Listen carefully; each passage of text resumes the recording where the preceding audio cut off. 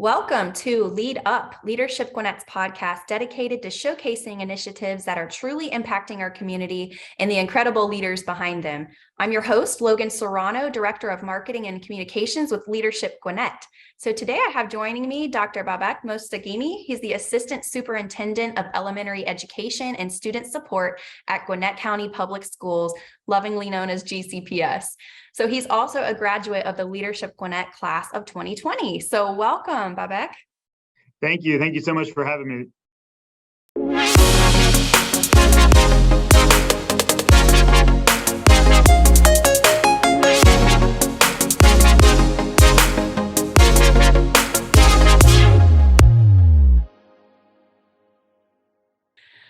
So as you probably know, GCPS has time and time again received accolades for their excellence. Their vision is to become a world-class schools system where students can acquire the knowledge and skills necessary to be successful in college and in their careers. So today we're here to talk about just that, how GCPS is preparing students for the future. So Babak is an absolute gift to our community. If you've ever had the chance to get to meet him before, you know how much he does care about our community and specifically for our students. So he leads a team of folks that supports teaching and learning across GCPS from before elementary school all the way through graduation. So this includes the offices of early learning and school readiness, the multilingual learners program, and so much more. So his team oversees various programs like a general education pre-K pilot program and an AI readiness future readiness initiative as well. So he'll tell us a lot more about this in a second, but I'm just so excited to have him joining us today on our podcast to talk about how our amazing schools are preparing our students for the future. So Babak, we're going to dive right into it. Can you tell us a bit about yourself and how you came to be in this role? I know you've done some stuff before coming into this role, so just tell us a little about yourself. Sure, absolutely. And Logan, thank you for having me. Leadership Gwinnett is such a jewel in our county's crown. And I'm really, really thankful to have been a part of it and also to be on this podcast. So I am Babak Mostaghimi. I'm originally from Virginia, although my family came to the U.S. as refugees from Iran. And I ended up spending most of a good bit of time in my second home of rural Mississippi, up in the Mississippi Delta. And then ended up in Gwinnett about 6 years ago after meeting the superintendent and the Gwinnett team and being sort of recruited down here to help us build out a system for innovation. And so it's been an amazing ride so far, and it's been one of the best choices I've ever made in my life. That's so cool. So what part of Virginia? Blacksburg, Virginia. I'm a big Virginia Tech Hokies fan. Okay. We're not doing so well in football right now, but it'll be all right. That's just funny. I was born in Virginia Beach. My father was in the Navy, but I don't really remember living there, but that's cool. Yeah. So you're new to Gwinnett. That's pretty cool. I mean, new-ish. New-ish, yeah. That's awesome. I love it. So let's go to the next question. Talk a bit about the future readiness mission/vision of GCPS. Like, give us some stats, talk a little bit about that. It's always so interesting. Yeah, so Gwinnett County Public Schools is huge, right? So we have about 183,000 students of all different types, right? And so we're remarkably diverse in a really beautiful way. We really mirror America in a lot of ways. And so among those 183,000 students, approximately, we have about 0.2% American Indian. We have 11% Asian, almost 12% Asian. We have 32.6% Black, 34% Hispanic, 17% white, and then 4.2% multicultural. And so I say that because we are a true mix. Like, it is really neat when you go in our schools to see all different kinds of kids and families and people together. And I think that's what makes us really great. At the same time, right, that largeness also creates a challenge of how do we make sure to meet every single kid's individual need, right? And so this is where we have, almost 25% multilingual learners. We have over 100 languages spoken. We have 14.5% gifted students, 13.5% students with special needs. But we do all of this really well, right? So we also have the Gwinnett School of Math, Science, and Technology, which is, regularly the top high school in the United States. And I put our high schools, and honestly, most of our schools, up against most schools in the U.S. We perform really well as a team, right? And then to make this magic happen, it doesn't happen just because a couple people got together. We have almost 28,000 staff members that make it all come together. Now, that's not very much given how many students we have, right? But when you think about it, we transport our kids just on the bus every morning about 125,000 miles a day. We have 27 million square feet of schools that we're maintaining every single day. And so it's a really neat and large enterprise. But that said, at the end of the day, our entire goal is to make sure that kids in Gwinnett County Public Schools are ready for their future, right? And that means that each kid needs something a little different. But every kid needs to be prepared, especially given the rapidly changing technological and sort of work environment out there. So that's what we're working on every single day here in Gwinnett. That's so great. I mean, people flock from all over the place to come here and take advantage of our awesome school system. That's what my family did. My husband's family did as well. And, you know, we're excited to send our kid through the schools here as well. He's in one of your programs, the Play to Learn, right now. Awesome. He absolutely loves it. So it's really cool for him to be back at the elementary school that I went to. So that's super cool. Yeah. Can you talk a bit about how GCPS aims to achieve these future readiness goals, like maybe some of your programs, the computer science programs, AI ready stuff? Give us some details. Sure, absolutely. So we really think about kids and families holistically, right? So we recognized a few years back that kids were coming into kindergarten underprepared, right? And you might go, what does that mean? Like, how are you underprepared for kindergarten? So we're not just talking about like just reading and writing, right? Oftentimes kids had those skills. We're also just talking about basic social skills to be able to like work with other people, to be able to sit down in a chair every once in a while, those sorts of things. And our internal data showed that about 52% of kids in Gwinnett were coming into kindergarten not prepared, right? Wow. Now, it doesn't mean they were completely unprepared, right? Every kid has a certain range of skills. But as a system, we worked on that part first, and that's part of the Play to Learn program is a piece of that. We have a pilot general education pre-K program. We have a pretty large early childhood special education pre-K program with our goal of making sure that when kids come to kindergarten, they can start accessing our world-class AKS, right? Our academic knowledge and skills. As we take them through the system. Then when they come into school, right, it doesn't stop before they get there, right? So they come into the school system, and that's where we start giving really awesome doses of engaging learning to kids, starting in kindergarten all the way through 8th grade. And we do that through a wide variety of programs at local schools. We have a lot of STEM schools. We have a lot of sort of future readiness work going on. We have dual language immersion schools in Spanish, Korean, and in French. Like, it's really amazing, just the wide variety of opportunities. And then when you get to high school, it gets even wider in terms of what can happen, right? So we have our first ever in the country / world AI themed cluster, which is the Seconder cluster. And that Seconder High School has been leading the way on piloting how do we prepare our kids for the future of work, and then taking those pieces and spreading them to other schools in GCPS. We have other schools that are focused on the health sciences, for example, where we know that's a very up and coming arena in Gwinnett County. And then we have just tons of programs, literally for everything from construction to wanting to become a police officer, a firefighter, to like literally anything. You can find it in Gwinnett County Public Schools. It's so true. And, you know, a cool part of my job is we get to go into these schools a lot and see all of the incredible things that you're doing. It's too much to just tell everybody about all the things that you're doing. I mean, you need like a long time to go and look into all of that. But I do want to do a shameless plug here for Glance and Leadership Gwinnett. If you are interested in learning more about those things, Glance Gwinnett is a great way to kind of take dip your toe in the water and learn a bit more. Sometimes we visit cool schools like the Maxwell School of Technology, where you get to see a lot of that stuff, and GSMST, which is a school you talked about earlier. So there's a lot of great things happening. I'm just so proud to live here in Gwinnett and have access to these resources. So let's shift. Can I one more thing on that, Logan? Like, here's the thing, we call out individual schools, but the neat part about Gwinnett is that we invest in every single one of our schools. So no matter what school you go to for elementary, middle, and high, you're going to have access to all these amazing programs. Awesome. And oftentimes you have to dig because there's so many things going on to find them. But if you're in a situation where you're wondering if something exists, just reach out and we can help you. Either reach out to the principal of your school or reach out to me and we can help connect you. I love that. Thank you so much for offering that, because it does get a little overwhelming and confusing at times because there are so many great things, but that's great to know that, our educators and superintendents are here to support. So shifting gears a little bit here, because I know everybody's interested. What's the biggest challenges that educators are facing today? Like, you mentioned earlier how some students are not ready with soft skills, there's smartphones, virtual learning. Like, what are some of those challenges y'all are facing?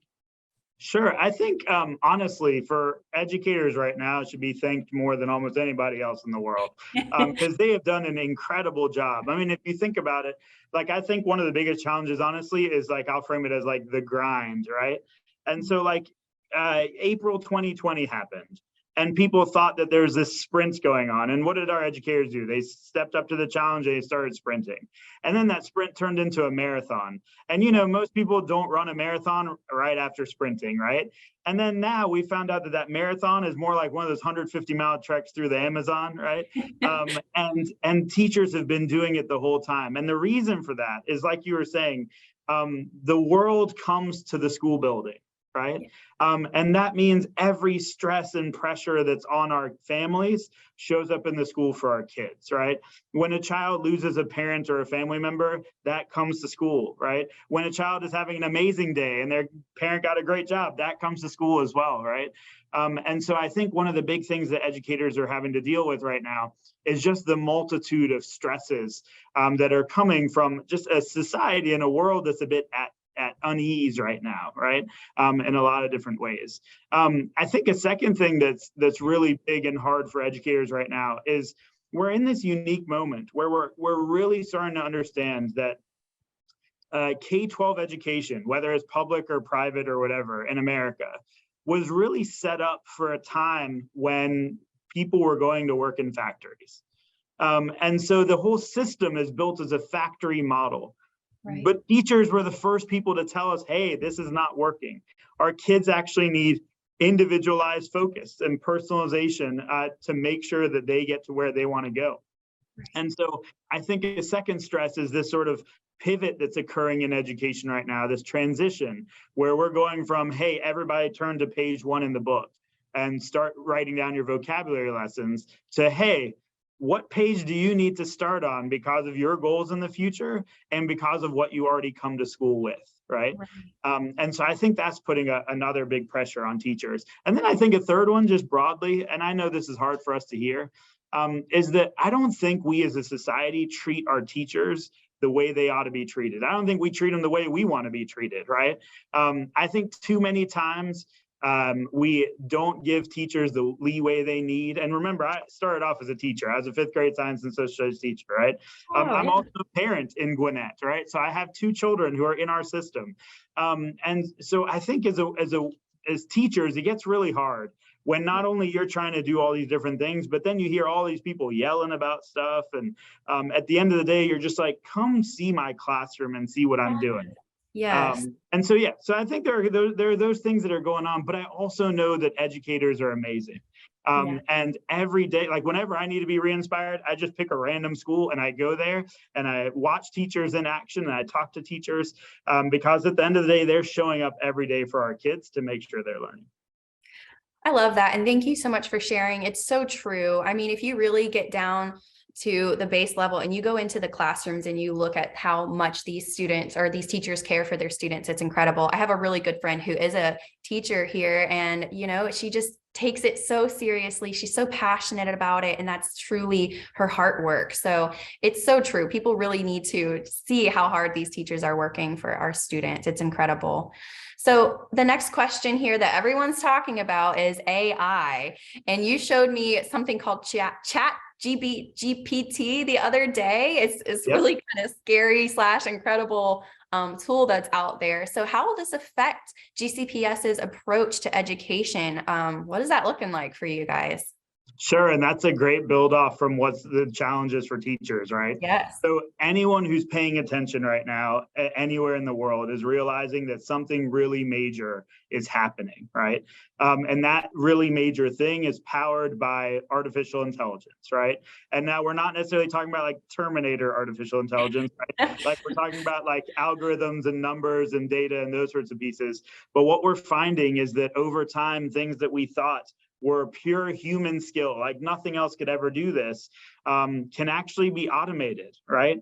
And so we're seeing that not only in terms of like, I'll talk about ChatGPT in a minute, but like I've been to a restaurant where there's a robot that brings your food to you, right? Yes. Like I've been in warehouse and manufacturing facilities where things are happening at millions of units per second that humans couldn't do because technology is enabling it, right? But now it's become even bigger because those are things like physical things. We seem to think, oh yeah, you can like automate physical things, right? But now we're seeing with things like ChatGPT, which is a type of AI called generative AI, that essentially allows it to predict the sort of next best word in a sentence and allows it to sort of write big, long essays that are really good, like really high quality, right? And it makes you think like, why am I writing this thing in this way, right? Is my thinking really unique or different, right? And at the same time, it's not just limited to images, right? So they've already created similar tools, generative AI tools that can draw brand new paintings in different styles. And like, it's just remarkable, right? And so what this really does is it impacts work for all of us already and for everybody coming in the future, right? And so if you think about like a kindergartner today, 2023, it's going to take them about 13 years in theory, hopefully. I'm really hoping for my own children, right? To get through, to get through and graduate high school, right? Well, add 13 to 2023, and what's that, 2036? Imagine how different the world is going to be when our kids graduate from high school, right? Let's say they go to college, or let's say they go to technical school, right? So add another 2 years. You're looking at 2038, right? By the time they're really getting their groove in a job, you're looking at the 2040s and 50s, right? Yes, yeah. If we think about how much technology has shifted just since the year 2000 to now, and how much quicker it's changing, I think we're in a world where if we don't prepare our kids to think critically, to think deeply, to think about the ethical implications of their decisions, Yes. to learn how to collaboratively work with their peers and those sorts of things, then we're setting up our kids to fail, right? And so as Gwinnett County Public Schools, what we're doing, and we're way ahead of the rest of the country, which is excellent, is where we're used to being, right? Is that we're saying, okay, we're not throwing out the baby with the bathwater. Our AKS, you need some fundamental knowledge, which is really important because you can't tell if an article is lying to you or not, or if a deep fake of a human is real or not, if you don't know enough to know whether what they're saying could be true or false, right? Right.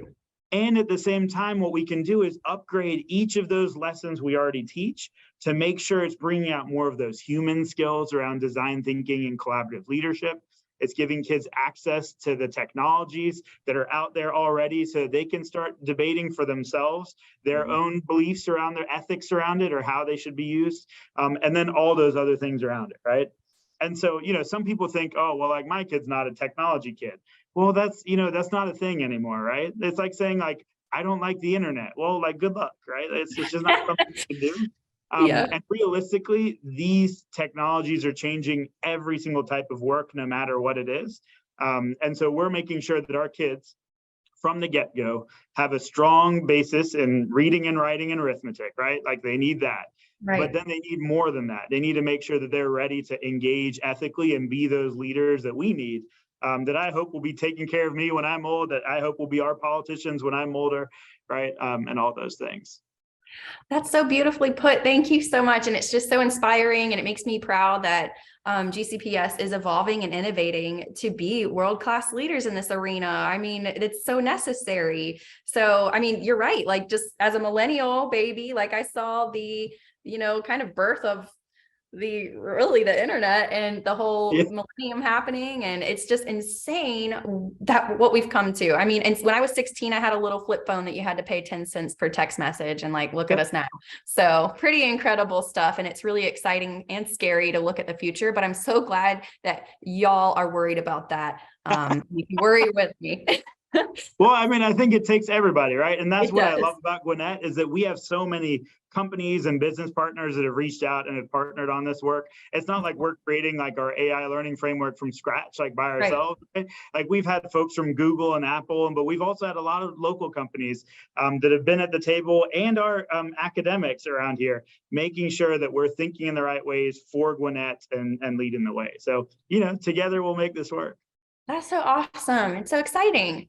So I'm going to switch the focus a little bit here and talk kind of about you as a leader. Obviously, there's no shortage of creative thinking in your realm and what you do and with your team, but how do you encourage that creative thinking? How do you keep it going with your folks? I mean, does it ever get tiring? Good question. So I think there are two different ways to think about creative thinking and like innovation, right? And one is like that you have one person who's doing all the thinking, right? And that they're this like innovative person and they're leading the way, right? And I don't think that's the right model because it doesn't really cause massive innovation to happen, right? What I like to see myself and my team as is that we're trying to create an environment where innovation can occur. Right? So the innovation isn't within me, it's within everyone here. And so how do we create those opportunities for people to be creative, to think innovatively, to explore possibilities without losing the good things we already do, right? And that's sort of like the key thing, right? And so actually, here, I can twist my camera a little bit. I actually have some norms that our team abides by, and I know you can't see them really well, so I'll talk them through a little bit. But that one right above my head says make others successful, right? So here's the deal. For me on my team, we have 5 norms that guide how we do things, right? So we start everything, and they're aspirational norms. So these aren't the like show up on time, put your phone away sort of norms. Right. This like our first one is make others successful. And we say, hey, every day when you're showing up, are you making somebody else better? Like, are you just tearing down an idea to tear it down because it didn't come from you? Or are you supporting it because or pushing back on it because you don't think it'll work, right? And so it's all about making others successful. Did I sleep enough last night? Am I smiling enough today? Am I bringing up things that aren't going right? Am I shouting about the things that are going right? All those things about making others successful. And we realize that spurs creativity because people know that they're not there to get shot down, right? Yes. And that actually leads into our second norm, which is ideas before hierarchy, right? So I have a doctorate from Harvard. I'm an assistant superintendent. Usually that means something in terms of like whose ideas we're listening to. I think that's crazy, right? Because I think some of the best ideas come from the people closest to the problems, right? And we need to make sure that we're evaluating ideas on how good they are, not from who they come from. Does that make sense? Yes. And so it doesn't matter what level you are in the organization. Doesn't matter your level of education. None of those things matter when you're with me, which is why everyone, for example, calls me Babak. Like most, like just first name basis, right? Yes. Because we're all equals in this work, right? And again, when you think of ideas before hierarchy, all of a sudden you're willing to share those creative inspirations that you have instead of keeping them hidden. A third one we have is fail forward, which is almost like a commandment here. So people fail every single day. The difference between failing and failing forward is that we learn from it and we share our learning with others, right? And so I say, hey, look, Logan, if you fail and then I fail on the same thing, that's not failing forward. But if you fail and you teach me what you failed on and why so that I avoid it so I can make the next failure, then we're growing together and failing forward, right? And again, that spurs that creative spirit. And then our last two are rise together, fall together, meaning I will never leave you in your boat by yourself. I don't believe in running people or hitting people with the bus or throwing people under the bus, whatever the bus analogy, right? Like I literally don't believe that as a school district guy, right? But also like people need support, right? And so when something goes well, it's my fault. When something doesn't go well, it's my fault. And together we can improve it, right? And then the last one, which I think is the most important for creativity, once all these others are in place, is think big and start small.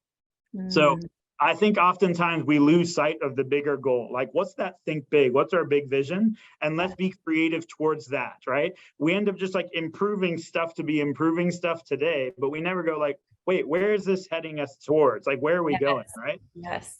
The start small part, though, is that most times creativity fails and flops when we try and do all of it at once, right? And so this is what Gwinnett's always been great at, which is, okay, take an idea, build an infrastructure around it, and then roll it out over time to make sure we're successful. So yeah, so I encourage creative thinking all the time, but not at the expense of really classic high quality execution on the things that we have to do every day. Those are such amazing, wise words. And I mean, that is the perfect definition of what a leader truly is, especially that first one that you said about making others successful. I mean, that's so incredible. I love all that you shared there. Thank you so much for sharing that. And hopefully people can kind of take some of what you said and apply it to their roles and their jobs and their lives. That's fantastic. And I love how GCPS is looking at the whole person and bringing all of that to the table. It just seems like such an awesome place to work. So GCPS is huge. We've talked about this already. And as organizations do get larger, there can be a tendency for that like institution to kind of dampen that inspiration. So you kind of talked about this as well, but are there any other ways that you can kind of help keep this from happening with your folks? Sure. So I was talking about it in terms of just my team, right? Yes. But as an organization, right, you can't just hope and wish for people to just be innovative or be inspired, right? Yeah. And there is generally a tendency in any large organization to sort of slow things down, but in a negative way. Does that make sense? Yes. So in Gwinnett, like with everything else, we have a really good system and structure to prevent this from happening, right? So we believe in looking to the business world for great ideas. We believe in looking everywhere for great ideas.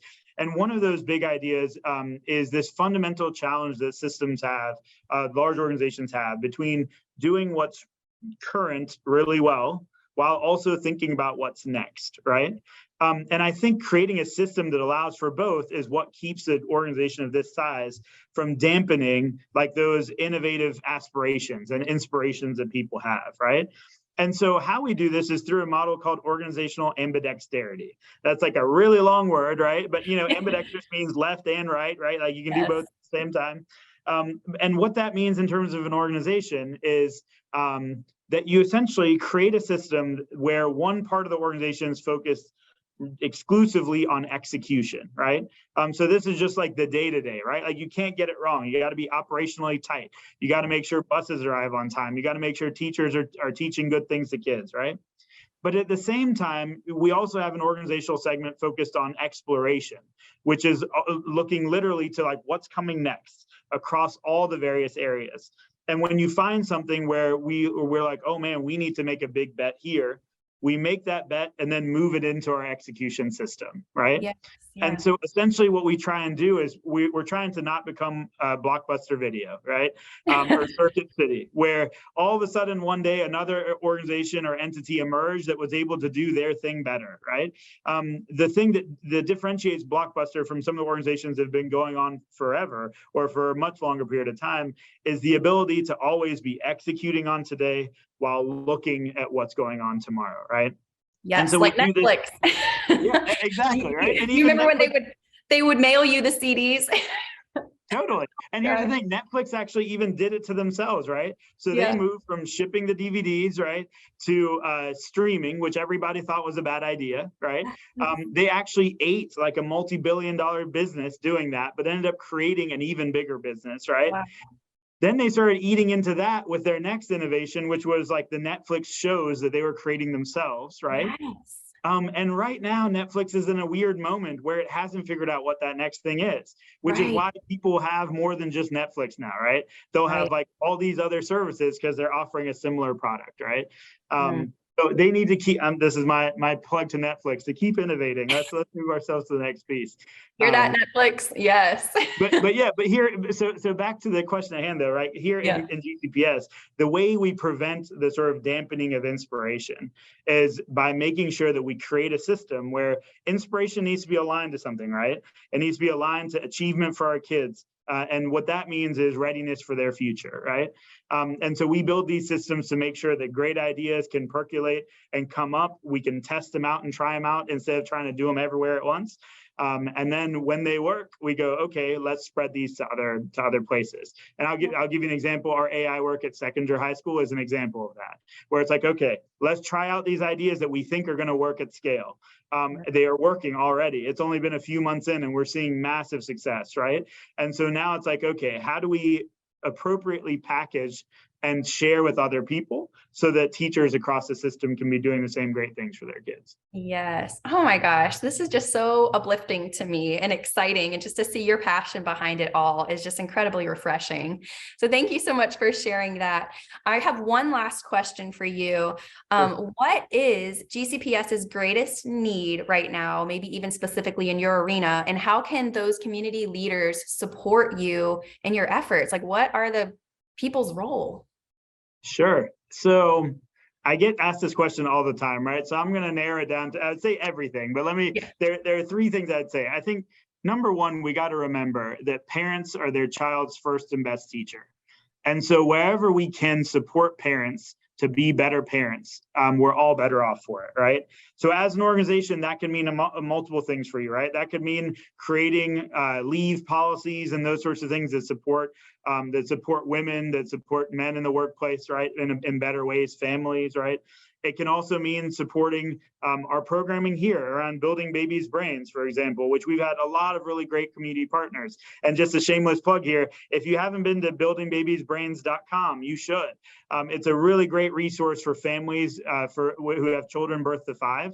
And honestly, even for grandparents and other people who just are around kids birth to 5.